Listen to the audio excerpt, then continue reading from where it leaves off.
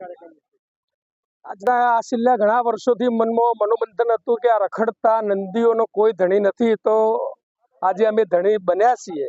એનો જે આનંદ છે એ પુત્રના લગ્ન વિધવાઓ સામે કર્યા એના કરતાં પણ 10 ગણો આનંદ આજે છે.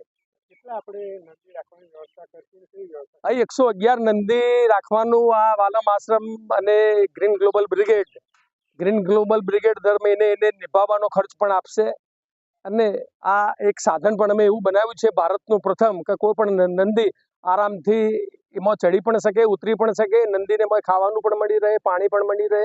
એ રીતે બધી રીતે શિવજીની કૃપાથી અમે સારો પ્રયત્ન કર્યો છે. આ વિચાર તો વર્ષોથી મગજમાં હતો જ કે ભાઈ આપણે નંદીના કાનમાં જઈને દરરોજ આપણે પ્રાર્થનાઓ તો કરીએ છીએ, પણ નંદીને કોઈ સાચવતા નથી. એને પ્લાસ્ટિક જ ખવડાવે, આખી જિંદગી પ્લાસ્ટિક ખાઈને અને કતલખાને જ જતા આપણે જોયા છે.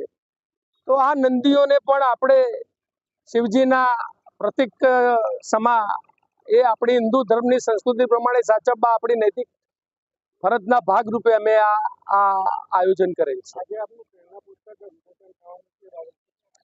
પ્રેરણા પુસ્તક પણ આજે 5મું પુસ્તક હું મારા મોટા ભાઈને અર્પણ ઋષિભાઈને હસ્તે કરવાનો છું. તો મારા જે જીવનના ઘણા બધા અનુભવો હતા કે જે સમાજને કામમાં આવે તેવા હતા, તો આજે એ પણ પુસ્તક હું મારા મોટા ભાઈને અર્પણ કરીશ.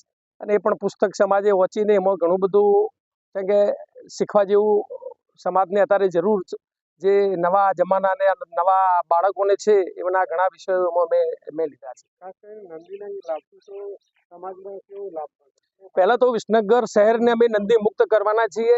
2 દિવસમાં વિસનગરના જેટલા પણ નંદી છે બધા જ અમારા વનમાં આવી જશે.